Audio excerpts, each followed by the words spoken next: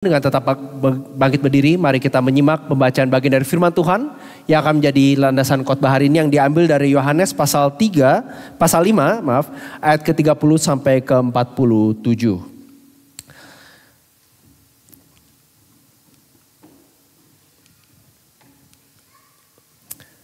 Demikian firman Tuhan. Aku tidak dapat berbuat apa-apa dari diriku sendiri.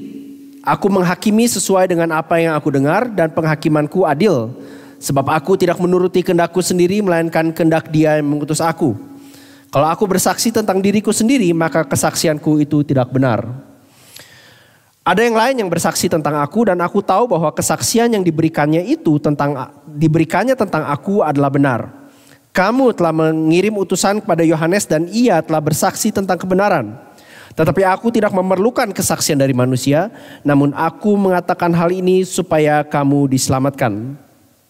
Ia adalah pelita yang menyala dan bercahaya, dan kamu hanya mau menikmati seketika saja cahayanya itu. Tetapi aku mempunyai suatu kesaksian yang lebih penting daripada kesaksian Yohanes, yaitu segala pekerjaan yang diserahkan Bapa kepadaku supaya aku melaksanakannya. Pekerjaan itu juga yang kukerjakan sekarang, dan itulah yang memberi kesaksian tentang aku bahwa Bapa mengutus aku. Bapa yang mengutus aku, Dialah yang bersaksi tentang aku. Kamu tidak pernah mendengar suaranya, rupanya pun tidak pernah kamu lihat. Dan firman-Nya tidak menetap di dalam hatimu sebab kamu tidak percaya kepada Dia yang diutusnya. Kamu menyelidiki kitab-kitab suci sebab kamu menyangka bahwa olehnya kamu mempunyai hidup yang kekal. Tetapi walaupun kitab-kitab suci itu memberi kesaksian tentang aku, namun kamu tidak mau datang kepadaku untuk memperoleh hidup itu. Aku tidak memerlukan hormat dari manusia. Tetapi tentang kamu, memang aku tahu bahwa di dalam hatimu kamu tidak mempunyai kasih akan Allah. Aku datang dalam nama Bapakku dan kamu tidak menerima aku. Jikalau orang lain datang atas namanya sendiri, kamu menerima dia. Bagaimana kamu dapat percaya kamu yang menerima hormat seorang dari yang lain dan tidak mencari hormat yang datang dari Allah yang Esa? Jangan kamu menyangka bahwa aku akan mendakwa kamu di hadapan Bapa. Yang mendakwa kamu adalah Musa, yaitu Musa yang kepadanya kamu menaruh pengharapanmu. Sebab jikalau kamu percaya kepada Musa, tentu kamu akan percaya kepadaku, sebab ia telah menulis tentang aku. Tetapi jikalau kamu tidak percaya akan apa yang ditulisnya, bagaimanakah kamu akan percaya apa yang kukatakan? Demikian jauh pembacaan firman Tuhan. Silakan duduk saudara sekalian. Berbahagialah bukan saja kita yang mendengarkan firman kehidupan ini, tetapi juga yang mentaatinya serta mencamkannya dalam hidupnya. Dan kiranya Allah Roh Kudus sendiri berkenan mengukirkan firman yang hidup, yang kekal itu dalam hidup saudara saya dan saya pada hari ini. Nah, saudara, berapa tahun lalu ada seorang pemimpin gereja di Australia yang ditanya di dalam sebuah wawancara. Pertanyaan seperti ini. Selama Anda menjadi pendeta selama berpuluh-puluh tahun, hal apa yang paling berat yang harus Anda hadapi? Nah, pemimpin gereja yang sudah berusia lanjut itu mulai mengucurkan air mata dan berkata dengan suara gemetar, hal paling berat yang saya hadapi setelah melayani selama puluhan tahun adalah betapa kerasnya hati orang-orang yang saya layani. Betapa kerasnya hati orang-orang yang saya layani. Saudara, apa yang dialami oleh pendeta ini adalah realitas yang dihadapi bukan saja para pendeta, tetapi setiap pemimpin rohani. Entah mereka bekerja full time, part time, casual, di kota besar atau di ladang misi, termasuk mereka yang melayani anggota keluarganya di rumah. Kita mengajar anak-anak kita firman Tuhan, kita berdoa dengan mereka bersama-sama, tetapi cara bicara dan hidup mereka lebih seperti dunia di sekitarnya. Kita berusaha membagikan Injil dengan seorang teman, anggota keluarga. Tapi untuk sementara waktu, dan untuk sementara waktu kelihatannya ada buahnya. Orang mulai mengerti, mulai datang ke gereja, bahkan ikut pelayanan. Tetapi kemudian kita mendapatkan dia stuck di tempat. Stuck dalam iman mereka, bahkan mulai bereksperimen dengan filsafat dan kepercayaan lain.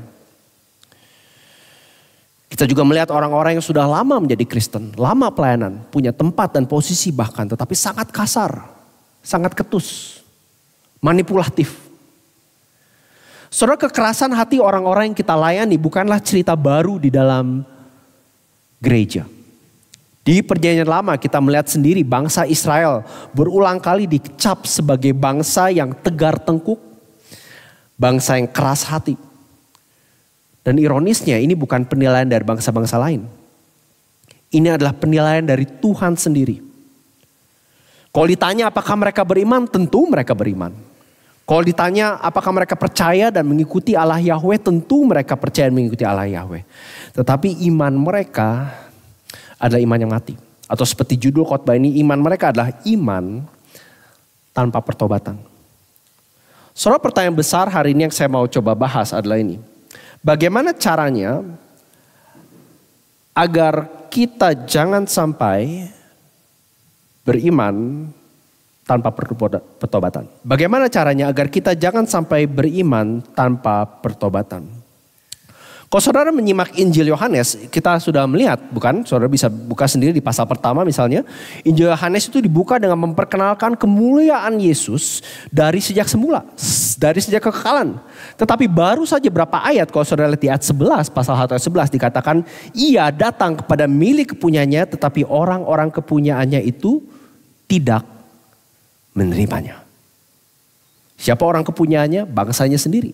Bangsa Yahudi, bangsa Israel yang dari mereka lahir dari ribuan tahun sudah istilahnya dijejelin, diajarin Tuhan seperti apa yang sepatutnya mereka sembah. Dan saudara, apa yang kita lihat dalam perikop hari ini adalah salah satu dari sekian banyak bentuk bagaimana kerasnya hati orang-orang yang Yesus layani. Umatnya sendiri, umatnya yang mewarisi firman Tuhan, tradisi keagamaan, umatnya yang juga bisa dikatakan menanti-nantikan kedatangan Mesias, Raja yang Allah tetapkan untuk menyelamatkan mereka. Tetapi ketika Mesias itu datang, berdiri di hadapan mereka, berkata-kata dan berbicara dan bertindak seperti yang kita lihat 2 minggu terakhir, mereka tidak menerimanya. Pasal hari ini Yohanes 5 dimulai dengan peristiwa Yesus menyembuhkan seorang yang sudah lumpuh lebih dari 30 tahun. Total lumpuh pada hari Sabat.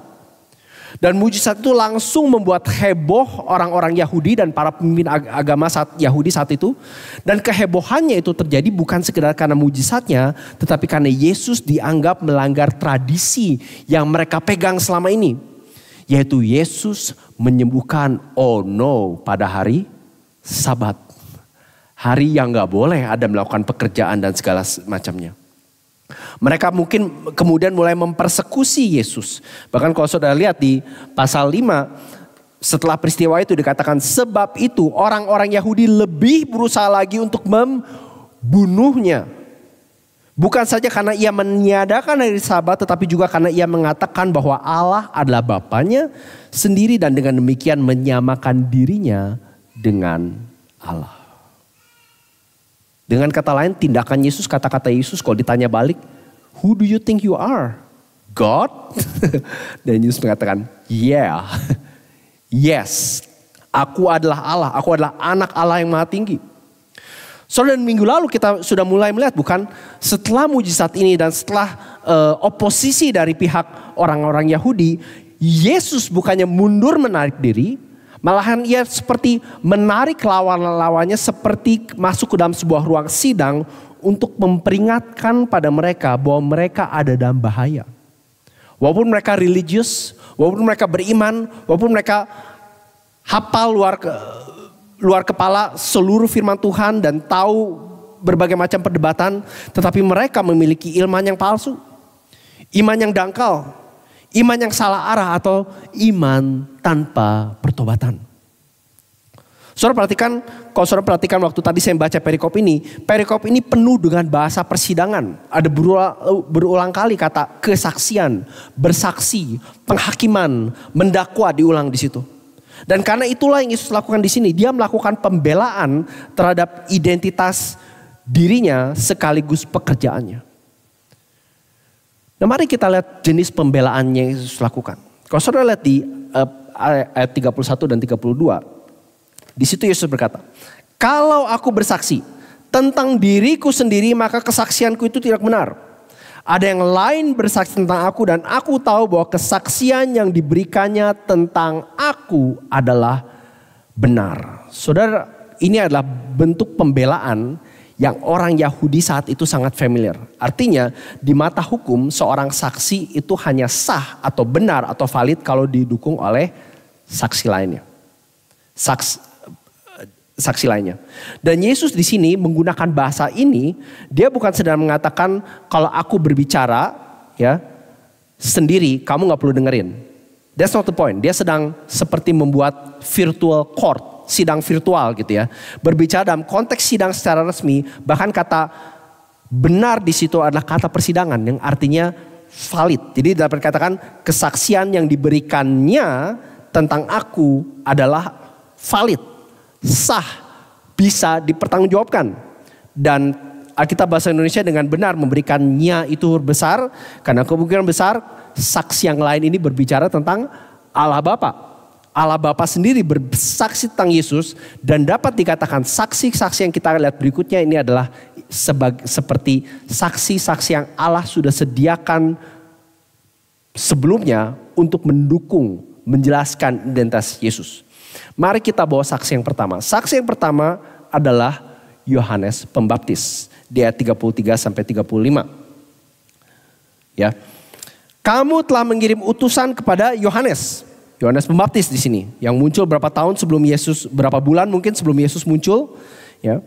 Kalau saudara lihat di pasal 1, para pemimpin agama itu mengirim utusan kepada Yohanes dan bertanya, "Who are you?" Siapa engkau? Apakah engkau Elia, nabi yang dijanjikan? Apakah engkau Kristus? Dan terhadap semua pertanyaan itu Yohanes bilang, "No, I'm not. Aku bukan dia." Maka dikatakan kamu telah mengirim utusan kepada Yohanes dan ia telah bersaksi tentang kebenaran. Tetapi aku tidak memerlukan kesaksian dari manusia, namun aku mengatakan hal ini supaya kamu diselamatkan. Nanti kita akan kembali lagi ke situ. Tapi perhatikan penjelasan Yesus tentang Yohanes. Dia bilang ini, ia adalah pelita yang menyala dan yang bercahaya dan kamu hanya mau menikmati seketika saja cahayanya itu. Yohanes waktu muncul dia adalah kehebohan zaman itu, saudara. Ribuan orang dari Yudea, Yerusalem, seluruh pelosok itu datang.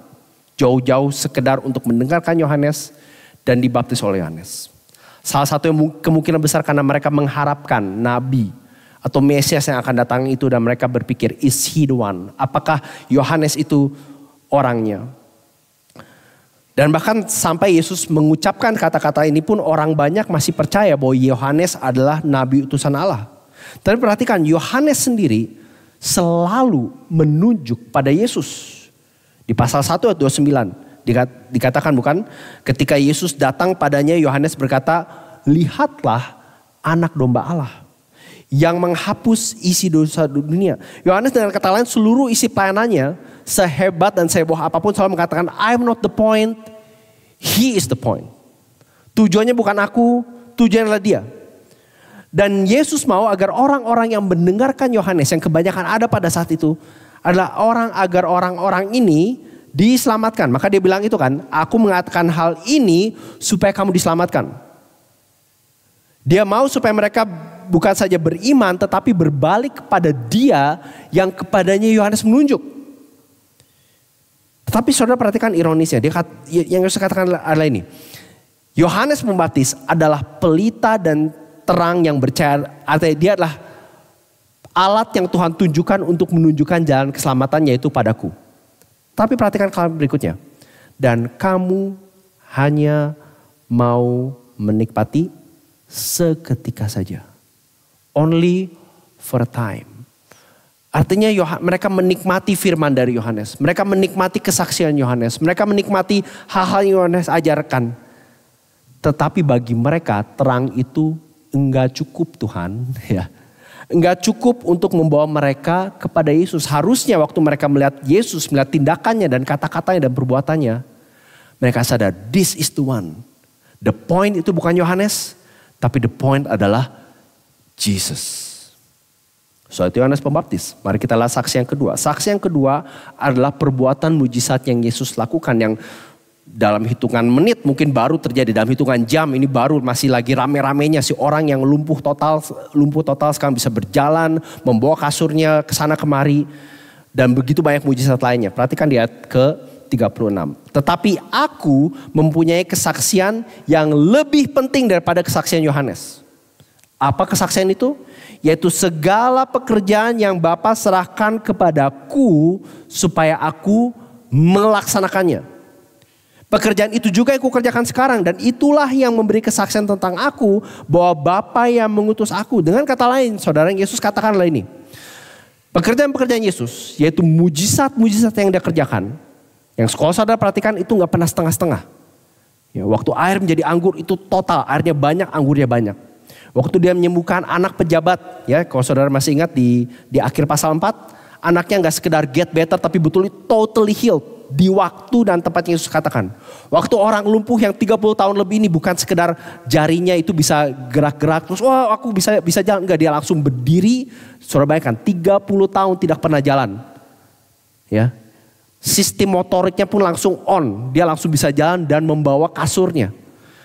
Ini artinya adalah pekerjaan yang full total dan pekerjaan mujizat yang seperti Yesus katakan menunjukkan bahwa Bapalah yang mengutus aku. Kalau saudara ingat di pasal 3, Nikodemus sendiri mengatakan bukan, kalau Allah tidak menyertai orang ini, maksudnya engkau Yesus, kamu tidak mungkin bisa melakukan hal-hal yang kamu lakukan. Setidaknya musuh-musuhnya Yesus, kalau saudara perhatikan di keempat Injil, Matius, Markus, Lukas, Yohanes, mereka satu pun tidak pernah menyangkal bahwa mujizat terjadi.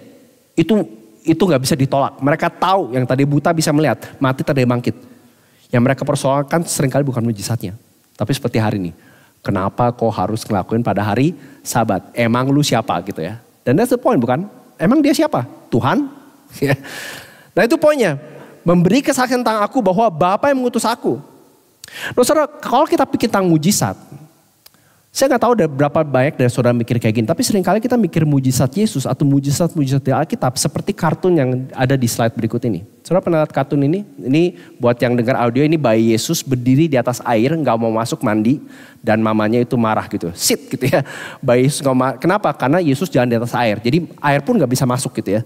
Nah kalau saudara seperti saya suka kartun atau komik ya, ini kayak superhero gitu ya. Artinya bisa melayang, terbang. Dan sepertinya powernya itu selalu muncul. Ya kalau gini kita gak bisa bayangkan, Yesus pun gak bisa dibaptis, betul gak mau masuk air, gak bisa, selalu ngapung gitu kan. Tapi bukan seperti itu saudara. Mujizat adalah tindakan khusus Allah, maka namanya mujizat. Tidak terjadi sehari-hari, bukan kekuatan superpower. Kekuatan yang Allah tunjukkan untuk menunjukkan pesan tertentu. Dan di khotbah saya sebelumnya, saya pernah menggambarkan bukan khusus di Injil Yohanes. Yohanes secara sengaja mencatat 7 mujizat yang berbeda. Untuk menunjukkan bahwa mujizat-mujizat ini, air menjadi anggur, menyembuhkan anak pejabat, menyembuhkan orang yang lumpuh, memberi makan 5.000 orang, berjalan di atas air, menyembuhkan orang buta dan membangkitkan Lazarus. Semua ketujuh mujizat ini adalah pointer ke mujizat yang paling besar, yang paling agung dan yang paling penting, yaitu kebangkitan Yesus dari antara orang mati. Dengan kata lain, kalau saudara hanya mengerti mujizat dan berhenti di sisi kanan, ya, saudara dan saya gagal paham, salah mengerti tujuan Yesus memberikan mujizat. Mujizat-mujizat besar yang luar biasa ini, yang ketujuh ini, dan saya tahu ada banyak mujizat lainnya, itu ditujukan, Yesus lakukan untuk menunjuk pada pribadinya, pada karyanya. Membantu kita mengenal bagaimana Allah mau menyelamatkan kita. Jadi perbuatan mujizat Yesus adalah saksi kedua yang menunjukkan bahwa Yesus adalah Allah. Yesus adalah anak Allah yang agung. Saksi yang ketiga adalah Allah Bapa sendiri. Ayat 37 dan 38. Bapa yang mengutus aku, dialah yang bersaksi tentang aku. Kamu tidak pernah mendengar suaranya, rupanya pun tidak pernah kamu lihat. Dan firman-Nya tidak menetap dalam dirimu sebab kamu tidak percaya kepada Dia yang diutusnya. Kalau saudara perhatikan ketiga saksi ini selalu secara umum itu berakhir dengan ironi gitu. Maksudnya Allah memberikan saksi-saksi yang kualitasnya sangat tinggi, sangat luar biasa. Tetapi para pendengar atau orang yang melihat saat itu tidak bisa menerimanya. Kesaksian Allah Bapa kemungkinan ditunjukkan melalui seperti tadi kita lihat mujizat, juga melalui perkataan Yesus, apa yang Yesus katakan, juga melalui firman-Nya. Dan di sini kalau saudara lihat, mereka sudah melihat cukup bukti, tetapi mereka tetap tidak bisa melihat Tuhan di balik bukti-bukti itu. Mereka sudah melihat cukup bukti, tetapi mereka tidak bisa atau tidak mau mendengar suaranya. Mereka sudah melihat cukup bukti, tetapi firman-Nya tetap tidak tinggal dalam hati mereka. Mereka beriman tanpa pertobatan. Mereka tidak bisa, atau lebih tepatnya tidak mau percaya bahwa melihat Yesus, melihat kata-katanya, tindakannya, perbuatannya itu sebetulnya sama dengan melihat Bapa, melihat Allah. Itu sebabnya mereka sudah melihat mujizat di depan mata mereka. Orang bisa jalan, tetapi mereka tidak bisa melihat, tidak bisa bikin koneksi antara mujizat ini dengan Bapa yang menyatakan dirinya melalui anaknya. Saya masih ingat beberapa tahun lalu berkenal dengan seorang pemilik usaha yang sangat sukses, saudara. Dan dia sempat cerita masa-masa di mana dia mengalami krisis yang luar biasa. Nah, si pemilik usaha ini, istrinya setahu saya seorang Kristen yang sangat taat, tapi dia sendiri imannya nggak jelas, iman gado-gado lah bisa dibilang gitu ya. Nah, saya masih ingat di tengah-tengah pergumulannya yang lumayan berat, dia tidak tahu gimana bisa keluar dari masalah finansial dan politik perusahaan yang dialami. Dia bilang, Chris, mungkin sudah saatnya untuk saya percaya mujizat. Dia bilang, kenapa Pak? Saya ini orangnya skeptis. Saya pernah lihat mujizat, saya nggak tahu ya, depan mata saya sendiri. Dia lihat lah, maksudnya di sebuah kebaktian atau apa. Dia lihat, saya lihat mujizat depan mata saya sendiri pun saya tetap tidak mau percaya. Nah, saudara, inilah yang terjadi dengan orang-orang Yahudi, para pemimpin Yahudi saat itu. Mereka sudah melihat mujizat di depan mata mereka, tetapi mereka tidak bisa melihat bahwa melihat Yesus artinya sudah melihat Allah Bapa. Melihat tindakan dan perbuatan Yesus artinya mereka sudah melihat tindakan dan perbuatan Allah Bapa. Saudara, catatan samping bagi saya, eksistensi dan kehadiran Yesus di dalam sejarah adalah bukti yang paling jelas untuk kita mau tahu tentang eksistensi Allah. Jadi kalau saya ditanya, show me God, tunjukkan aku Tuhan. Saya bilang, well, lihat 2000 tahun lalu. Tuhan jalan di atas muka bumi dan berbicara dan mengajar, melakukan mujizat dan lain seterusnya. Saudara, bukti yang lainnya adalah bukti firman. Ini ayat 20, bisa tolong dimajukan slide-nya, 39 sampai 40. Kamu menyelidiki kitab-kitab suci sebab kamu menyangka bahwa olehnya kamu mempunyai hidup yang kekal. Tetapi walaupun kitab-kitab suci itu memberi kesaksian tentang aku, namun kamu tidak mau datang kepadaku untuk memperoleh hidup itu. Para pemimpin Yahudi saat itu mengerti kitab suci banget. Ya, mereka tahu Alkitab mereka luar dalam, mulai dari Kejadian sampai Maleakhi. 39 kitab mereka bukan saja hafal, mereka tahu begitu banyak detail tentang kitab-kitab itu. Tetapi mereka gagal melihat siapa yang kitab suci itu bicarakan selama ini. Nah, tadi saya sebelum khotbah sempat cek slide. Unfortunately slide ini gak gitu jelas. Saya tetap akan tunjukin. Kalau saudara gak bisa lihat gak apa-apa. Tapi saya coba gambarkan. Sebetulnya ada dua garis kiri kanan. Dan dari garis kanan ke kiri itu ada semacam kurva. Nah, di kanan itu semua perjanjian lama, di kiri itu semua perjanjian baru. Yang pada dasarnya mau menunjukkan ada ratusan kalau tidak ribuan ayat-ayat, peristiwa dan cerita di perjanjian lama yang digenapi oleh dan hanya oleh Yesus Kristus di perjanjian baru. Itu intinya. Bagaimana seluruh perjanjian baru itu digenapkan di dalam Yesus. Di perjanjian lama di sebelah kanan dijelaskan tentang Mesias itu akan seperti apa, lahir dari keturunan mana, mengapa kita membutuhkan seorang Mesias, karakternya seperti apa, bagaimana ia akan datang, bagaimana ia akan diterima, bagaimana ia akan ditolak, apa yang akan dia katakan, apa yang akan dia lakukan, bagaimana ia akan mati, bagaimana ia akan bangkit kembali, dan bagaimana ia akan mengakhiri sejarah. Itu semua dijanjikan perjanjian lama. Dan semuanya di perjanjian baru dipenuhi oleh dan hanya oleh satu pribadi, Yesus Kristus. Bahkan tadi di panggilan beribadah awal khotbah ini, kalau saudara datang early, saya membacakan dari Mazmur 40 bukan? Yang adalah salah satu dari ayat-ayat ini, di mana Mesias yang dijanjikan itu berkata, sungguh aku datang, dalam gulungan kitab ada tertulis tentang aku. Aku suka melakukan kehendak-Mu ya Allahku, Taurat-Mu ada di dalam dadaku. Saudara, orang bisa mengerti kitab suci. Bahkan hari ini membaca, mengerti bahasa aslinya Yunani, Ibrani, Aramaik dan seterusnya. Tetapi orang bisa tetap gagal mengenal Tuhannya kitab itu sendiri. They can know the Bible but miss the God of the Bible. Mereka tidak mau datang waktu si penulis kitab itu sendiri datang ke dalam hidup mereka. Mereka dengan kata lain menolak kesaksian kitab suci tentang siapa Yesus. Padahal Yesusnya berdiri di depan mereka. Itu sebabnya Blaise Pascal mengatakan seperti ini. In faith, there is enough light for those who want to believe. And enough shadows to blind those who don't. Di dalam iman Kristen ada cukup terang bagi mereka yang mau percaya. Dan cukup bayangan untuk membutakan mereka yang tidak mau percaya. 4 saksi. Yohanes Pembaptis, perbuatan mujizat Yesus, Allah Bapa, firman Tuhan. Tetapi mereka tetap tidak mau datang kepadanya.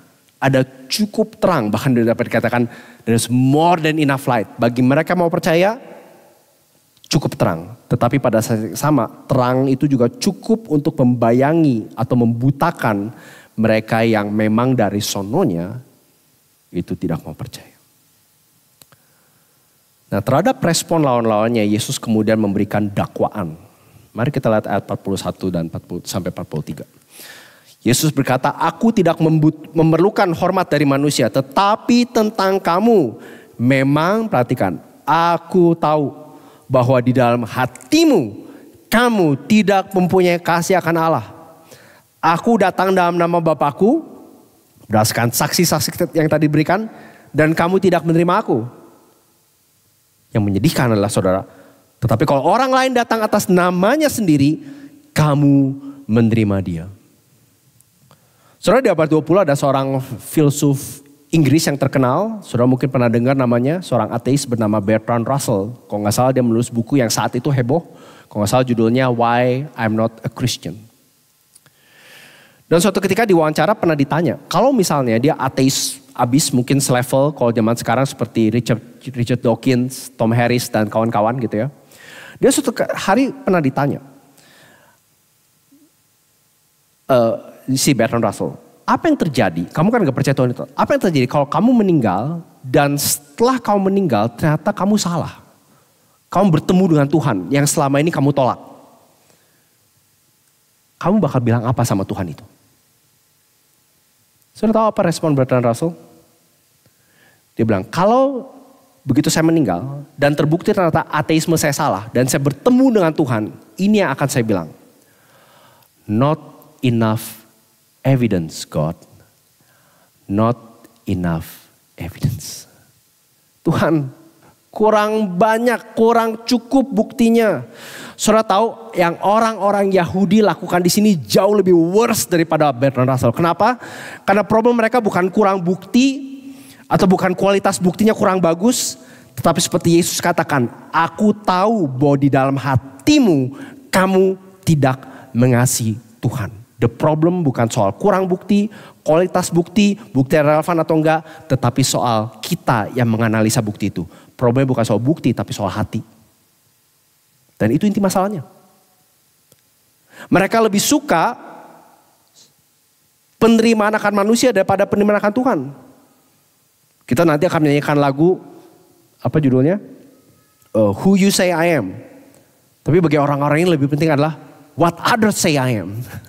Apa yang orang lain katakan tentang aku itu jauh lebih penting daripada apa yang kau katakan tentang aku, Tuhan. Dan ironisnya sejarah sebetulnya menunjukkan bahwa setelah Yesus, orang-orang Yahudi lebih suka menyambut Mesias palsu. Dan itu ada dalam kurun waktu sekitar, kalau nggak salah 30-60 tahun setelah Yesus naik ke surga. Mesias palsu datang silih berganti, datang seperti Yesus katakan atas namanya sendiri. Dan mereka lebih percaya dengan Mesias palsu ini. Yesus katakan kalau mereka mengasihi Tuhan maka mereka akan menyambut Yesus. Kenapa? Karena Yesus datang dalam nama Allah Bapanya, lengkap dengan saksi-saksi, lengkap dengan otoritas dan kuasa Allah. Dan seperti kita lihat minggu lalu, karena dia adalah the perfect son, anak Allah yang sempurna, anak Allah yang unik. Dan itu sebabnya Yesus mengatakan di ayat 44, bukan bagaimana apakah kamu dapat percaya kamu yang menerima hormat dari seorang dari yang lain, tetapi tidak mencari hormat atau kemuliaan yang datang dari Allah yang Esa. Saudara, sekali lagi, mereka bukannya tidak mengerti apa yang Yesus sampaikan. Mereka bukannya tidak percaya mujizat telah terjadi. Tetapi kehausan mereka untuk mencari kemuliaan atau hormat bagi diri sendiri atau dari orang lain, itu jauh lebih besar daripada mencari hormat yang datang dari Allah.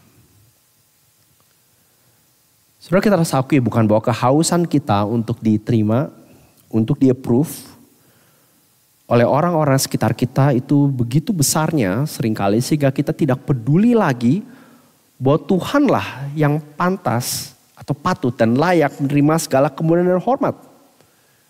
Kalau tadi di awal kebaktian kita menyanyikan How Great Thou Art, mungkin secara langsung atau enggak langsung moto apa yang kita kejar dalam dunia kita adalah bagaimana kita bisa menjadi How Great I Am, atau How Great My wife's opinion is of me. Bagaimana agungnya pendapat istriku terhadap aku. Atau how great my family tradition is. Berapa hebatnya tradisi keluargaku. Saudara, Yesus kemudian melanjutkan dakwaannya. Dia bilang ini. Janganlah kamu menyangka bahwa aku akan mendakwa kamu di hadapan Bapa. Yang mendakwa kamu adalah Musa. Yaitu Musa yang kepadanya kamu menaruh pengharapanmu. Sebab jikalau kamu percaya kepada Musa, tentu kamu akan percaya juga kepadaku, sebab ia telah menulis tentang aku. Tetapi jikalau kamu tidak percayakan apa yang ditulisnya, bagaimana kamu akan percaya akan apa yang aku katakan? Saudara, orang Yahudi memang ini tidak ada di Alkitab mereka, tapi di salah satu tradisi mereka yang sangat kuat, dan kalau saya nggak salah sampai hari ini masih dipegang, adalah mereka percaya bahwa Musa, penulis kelima kitab pertama di Alkitab kita, yaitu Kejadian sampai Ulangan, Musa itu sekarang di surga berdiri sebagai perwakilan mereka, sebagai intercessor, pendoa syafaat mereka di hadapan Tuhan. Tetapi di sini Yesus sekali lagi memutar cara berpikir mereka. Dia bilang gini kan, yang mendakwa kamu adalah Musa, yaitu Musa yang kepadanya kamu menaruh pengharapanmu. Soalnya Yesus berkata, kamu pikir Musa akan membela kamu? Cara berpikir kamu tentang aku? No. Kalau kamu ketemu Musa atau Musa sekarang datang depan aku, dia akan turn the table dan menunjukkan kamu salah. Dengarkan dia. Dan itu yang Musa katakan, bukan? Saudara, beberapa bulan sebelum Musa meninggal, dia menulis buku terakhirnya, yaitu Kitab Ulangan. Dan sebelum dia meninggal, dia mengucapkan satu nubuatan yang bisa dapat dikatakan menjadi kunci kita mengerti perjanjian lama. Ini yang dia katakan. Di Ulangan 18 ayat 15. Seorang nabi dari tengah-tengahmu, atau dari bangsa Israel, dari antara saudara-saudaramu, artinya harus keturunan Abraham, sama seperti aku, artinya punya peran sama seperti aku, yaitu membawa engkau keluar dari penjajahan. Itu poinnya. Akan dibangkitkan bagimu oleh Tuhan Allahmu. Terus perhatikan, dialah yang harus kamu dengarkan. Dan kalau saudara perhatikan di perjanjian lama, semua nabi-nabi yang besar, Yesaya, Maleaki, Yeskiel, Daniel, ada nabi-nabi besar dan mereka melakukan hal-hal yang luar biasa, tetapi tidak satu pun melakukan hal yang Yesus lakukan. Tidak satu pun bahkan melakukan hal yang Musa lakukan, membawa bangsanya keluar dari penjajahan. Itu sebabnya sampai perjanjian baru mereka masih menanti-nanti. Itu sebabnya begitu Yohanes itu muncul dan heboh orang-orang datang, mereka tanya, are you, perhatikan, bukan a prophet, apakah engkau seorang nabi, tapi are you the prophet, apakah engkau the prophet yang dibuatkan oleh Musa ribuan tahun lalu? Are you the one? Dan Yohanes bilang, not me, but him. Saudara, jadi seluruh tulisan Musa, Kejadian sampai Ulangan, dan seluruh perjanjian lama berbicara tentang Yesus. Jadi kalau mereka tidak percaya apa yang Musa tulis, mereka juga tidak akan percaya pada Yesus. Saudara, iman yang sejati, iman yang bertobat harus menerima apa yang kitab suci kita katakan tentang Mesias Yesus. Dan alangkah tragisnya seperti orang-orang Yahudi ini, membaca, mendengar, mengajar, mengupas firman Tuhan seumur hidup. Tapi kita tidak mengerti arti yang sesungguhnya. Ada seorang anak bertanya sama mamanya, "Mah, apa password wifi kita?" Mamanya menjawab, "Beresin dulu kamarmu, nak." Anak itu langsung pergi dan 30 menit kemudian kira-kira kembali dan bilang, "Ma, kamarnya udah beres, udah rapi seperti yang mama minta. Bersih banget." "Apa passwordnya, Ma?" "Beresin dulu kamarmu, nak. Semua huruf kecil tanpa spasi." Saudara, kadang kita bisa mendengarkan message-nya tapi kita nggak tahu poinnya. Kita sedikit tertawa tapi itulah yang terjadi pada diri kita, bukan? Kita membaca, kita mengerti, kita datang hari Minggu, kita sengaja cari gereja yang kalau bisa firman Tuhan itu dikupas, diajarkan, dan that's a good thing. Tapi saudara tahu kita bisa menghabiskan waktu berpuluh-puluh tahun bahkan di gereja yang sama. Keluar masuk pelayanan dan seterusnya. Tetapi miss Jesus. Kita bisa mendengar, melihat, bahkan mengajarkan, tapi tidak mengerti. Saudara, jadi bagaimana caranya supaya kita jangan sampai beriman tanpa pertobatan? Ada 3 pelajaran yang saya mau kita tarik dari cerita ini. Yang pertama yaitu ketegasan Yesus terhadap kesangsian manusia. Yang kedua, kasih Yesus untuk menyelamatkan mereka yang percaya.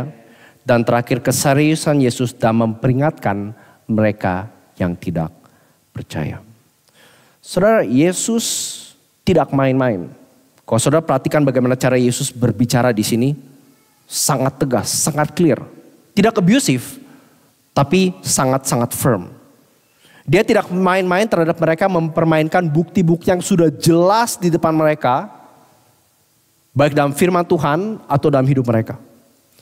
Saudara, minggu lalu beberapa dari saudara ikut diskusi kita tentang apathy, bukan? Bagaimana mengatasi apatisme. Dan salah satu yang menyebabkan apatisme, mungkin ada beberapa dari saudara yang ingat 20 orang sekian di sini, adalah rasa ragu, rasa sangsi. Dan kita sempat membahas, bukan, bahwa ada 3 jenis rasa, bisa tolong slide berikutnya. Rasa sangsi, 3 types of doubt, ya. Factual, emotional, volitional. Keraguan yang bersifat factual, fakta atau philosophical, artinya ini keraguan yang sifatnya pertanyaan. Pertanyaan tentang sejarah gereja, sejarah kekristenan, bukti bahwa Allah itu ada, tentang masalah kejahatan. Dan biasanya kalau dijawab secara jelas, yang sanksi setidaknya, "Oh, aku sekarang mengerti, terima kasih." Atau, "Oh, aku mungkin selama ini pertanyaanku kurang clear, terima kasih."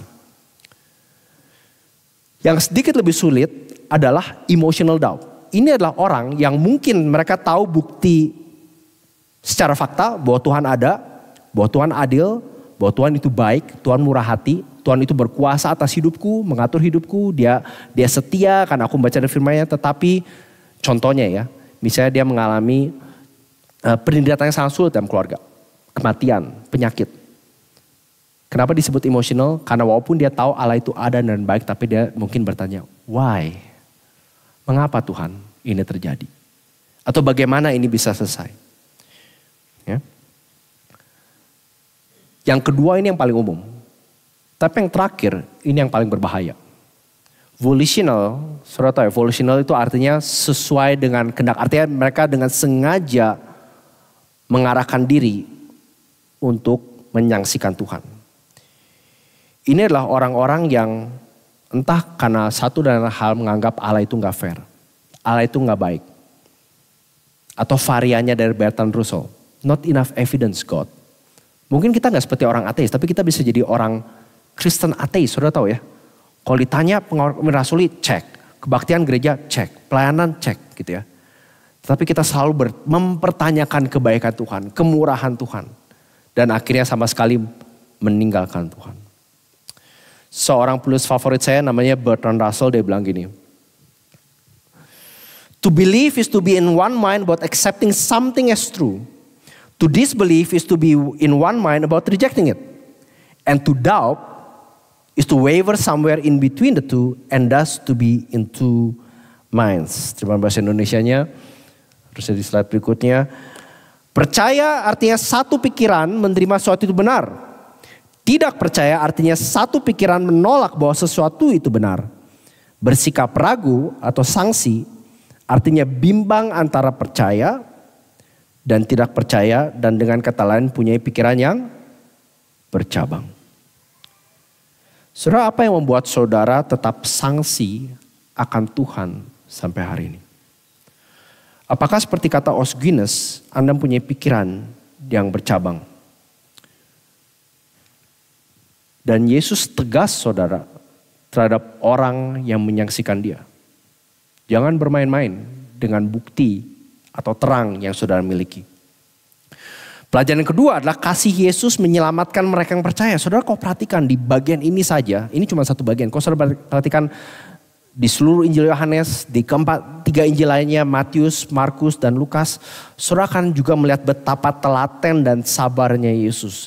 Di perikop ini saja saudara, dia setidaknya mengatakan 3 kali tujuan mengapa dia begitu tegas dan firm.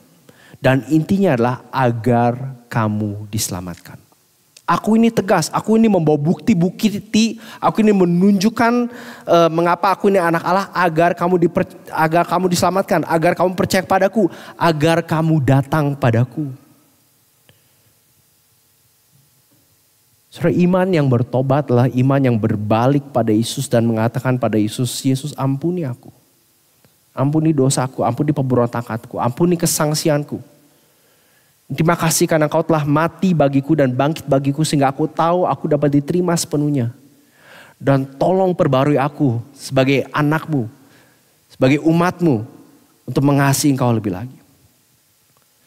Pelajaran ketiga dan terakhir adalah betapa seriusnya Yesus dalam memperingatkan mereka yang tidak percaya. Saudara, ini adalah orang yang mendengar, bahkan mengerti firman Tuhan, tetapi mereka tidak mau hidup mereka diubahkan. Sama seperti orang-orang Yahudi ini. Mereka mengerti, tapi tidak mau taat. They understand, but they don't want to stand under. Kalau saudara pernah dengar istilah itu. Itu sebabnya saudara, hari ini banyak orang hidupnya muter-muter, keluar masuk gereja, pelayanan, aktivitas, tetapi tidak berbalik pada Yesus.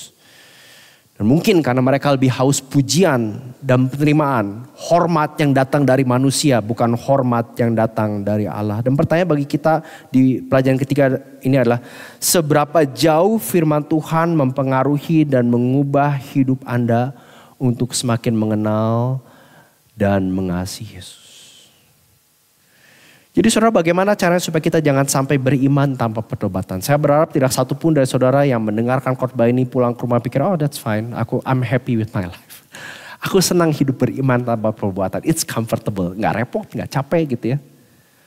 Well, saudara sudah tahu hasilnya dan saya berharap gak ada satu pun dari saudara yang mau seperti itu. Tapi kalau saudara mau beriman dengan pertobatan, jawabannya simple saudara. Iman dengan pertobatan terjadi saat saudara dan saya berhenti dengan diri kita sendiri dan berbalik pada Yesus. Saksi sudah ada, bukti sudah jelas. Mari kita percaya dan mengikuti Dia. Kita berdoa.